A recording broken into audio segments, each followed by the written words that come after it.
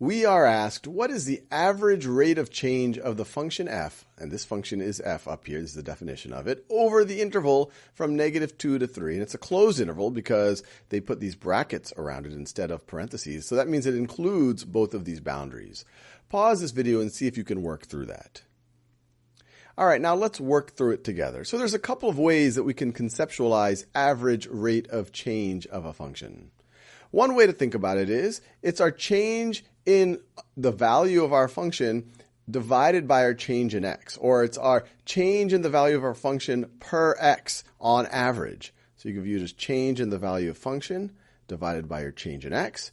If you say that y is equal to f of x, you could also express it as change in y over change in x. On average, how much does a function change per unit change in x on average? And we could do this with a table, or we could try to conceptualize it visually. But let's just do this one with a table, and then we'll try to connect the dots a little bit with a visual. So if we have x here, and then if we have y is equal to f of x right over here, when x is equal to -2, what is y going to be equal to? Or what is f of -2? Well, let's see.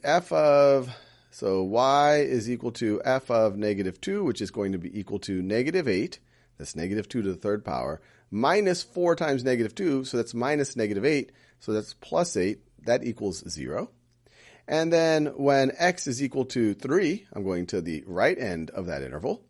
Well, now y is equal to f of 3, which is equal to 27, 3 to the third power, minus 4 times 3, minus 12, which is equal to 15.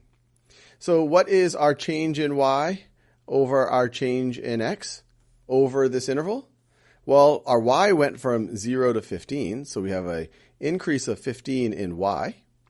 And what was our change in x? Well, we went from -2 to +3, so we had a plus 5 change in x. So our change in x is plus 5.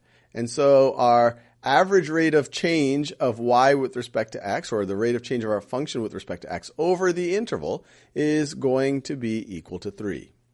If you wanted to think about this visually, I could try to sketch this. So this is the x-axis, the y-axis, and our function does something like this. So at x equals -2, f of x is 0, and then it goes up, and then it comes back down, and then it does something like this. It does something like this, and it was going before this. And so the interval that we care about, we're going from -2 to 3, which is right about there. So that's x equals -2 to x equals 3. And so what we want to do at the left end of the interval, our function is equal to 0. So we're at this point right over here. I'll do this in a new color. We're at this point right over there. And at the right end of our function, f of 3 is 15. So we are up here someplace. Let me connect the curve a little bit. We are going to be up there.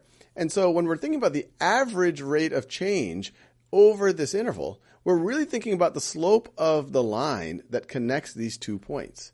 So the line that connects these 2 points looks something like this. And we're just calculating what is our change in y, which is going to be this, our change in y. And we see that the value of our function increased by 15 divided by our change in x. So this right over here is our change in x, which we see we went from -2 to 3. That's going to be equal to 5. So that's all we're doing when we're thinking about the average rate of change.